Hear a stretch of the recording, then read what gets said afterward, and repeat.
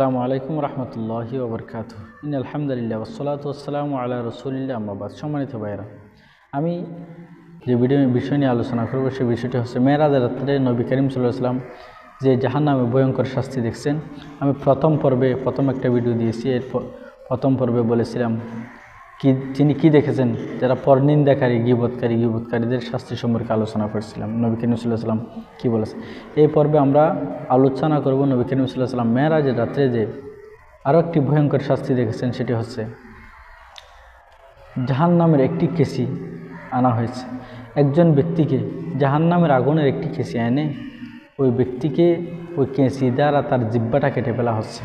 কেসি দ্বারা জিহ্বা কী করে ফেলতেছে কেটে ফেলতেছে। নবী করিম সাল্লাল্লাহু আলাইহি ওয়াসাল্লাম বলেন, নবী করিম সাল্লাম জিবরাইলকে জিজ্ঞেস করলেন, ও জিবরাইল, এই লোকটাকে এর ঠোঁট কেটে ফেলা হচ্ছে কেন?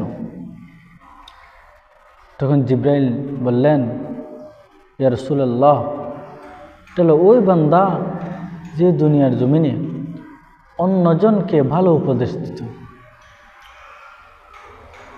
মানুষকে ভালো উপদেশ দিত, সৎ কথা বলতো, সৎ পথের আদেশ করত, অসৎ পথ থেকে বাধা দিত, আমলে সালেহ নেক আমলের কথা বলতো, ভালো উপদেশ দিত, কিন্তু তার ভিতরে সেই উপদেশগুলো একটাও ছিল না।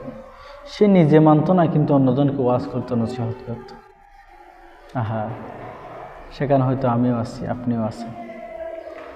নিজে আমল করি না, নিজের আমলের খবর নাই, অন্যের আমল নিয়ে পড়ে থাকে, অন্যের খবর। এই জন্য দাওয়াত দেওয়াটা সুন্নাহ নবী করিম সাল্লাল্লাহু আলাইহি ওয়াসাল্লাম। দাওয়াত পৌঁছা দিতে হবে। আমরা যেটা জানি এটা অন্যকে বলতে হবে, তবে বলার আগে আপনাকে সাবধান হতে হবে। আগে আমলটা আপনার ভিতর আছে কিনা, আমার ভিতর আছে কিনা আমাকে আগে দেখতে হবে। এই জন্য ভাইয়েরা, আমরা অন্যজনকে দাওয়াত দেওয়ার আগে নিজেকে নিজে দাওয়াত দিই। আমি কতটুকু আমল করি, আমলটা আমি যে মানুষকে উপদেশ দিতেছি, এই উপদেশটা আমার ভিতর কতটুকু আছে, আমি কতটুকু পালন করতেছি, আগে নিজের দিকে আমরা খেয়াল রাখবো। নিজে আমল করে যেটা আমল করি এটা অন্যজনকে আমরা জানাবো, দাওয়াত দেবো ইনশাআল্লাহ।